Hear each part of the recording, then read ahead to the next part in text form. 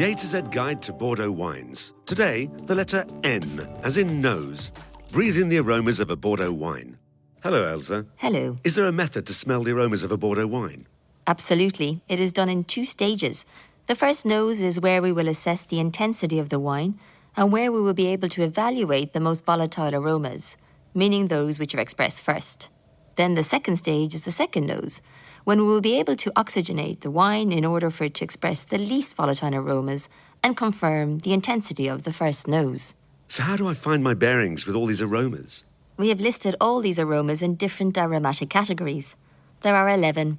For example, you have the mineral, vegetal, woody categories and the aromatic category. Here you will find hints of toast, caramel, and as these aromas all appear at different stages of the wine, we have split them into 3 groups. So primary aromas relate to the grape varieties. We find these aromas when the wine is young. Then, those called development aromas or secondary aromas, and these are linked to fermentation and last for a few years.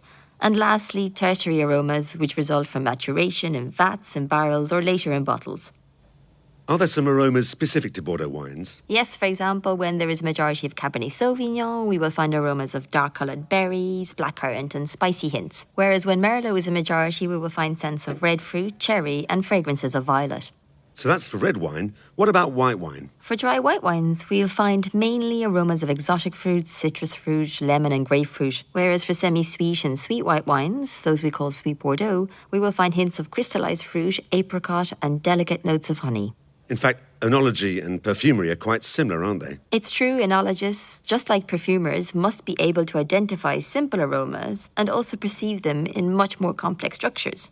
For this, the teaching tools are the same: files of aromas or fragrance strips.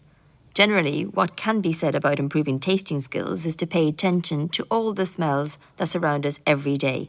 In fact, our recall becomes a memory bank of aromas. First nose, second nose, range of aromas. Now you know as much about Bordeaux wines as I do.